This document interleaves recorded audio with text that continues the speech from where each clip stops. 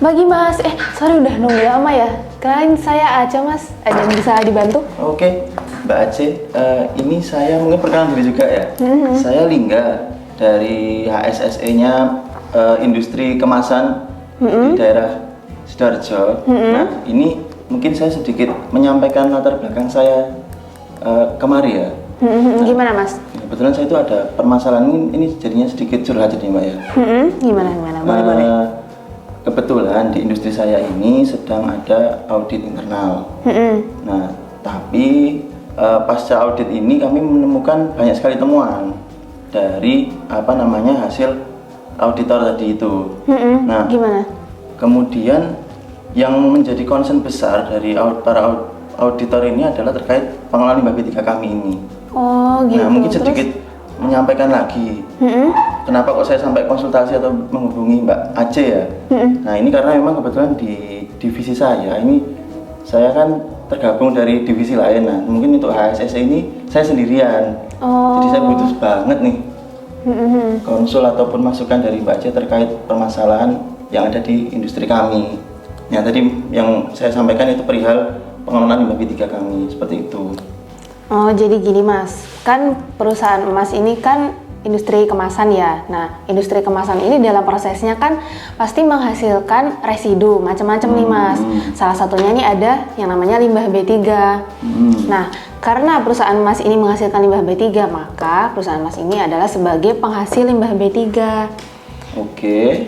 Nah, penghasil limbah B3 ini harus melakukan penyimpanan Mas terhadap limbah B3 yang dihasilkannya.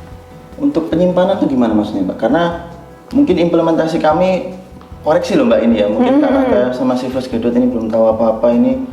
Setahu saya kan kalau di industri kami menyimpannya itu hanya di gudang, disimpan di kardus gitu loh Mbak, karton-karton. Jadi baterai itu habis dari remote AC disimpan gitu, lampu TL yang panjang-panjang itu Mbak.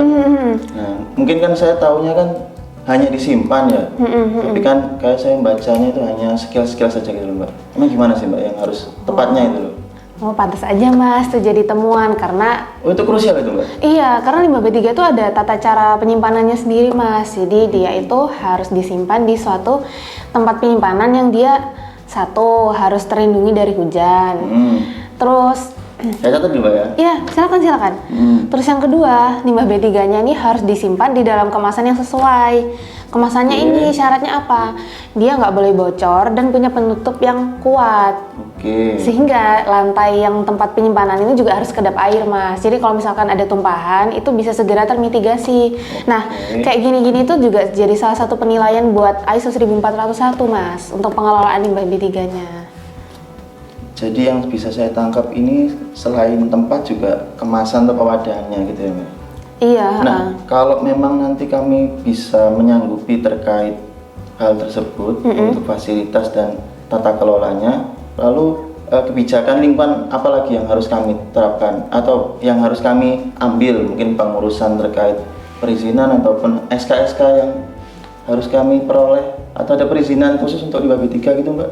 Nah, kalau sekarang nih Mas, penyimpanan limbah B3 ini namanya rincian teknis penyimpanan limbah B3.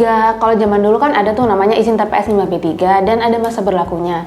Sekarang itu penyimpanan limbah B3 itu dituangkan di dokumen rincian teknis penyimpanan limbah B3.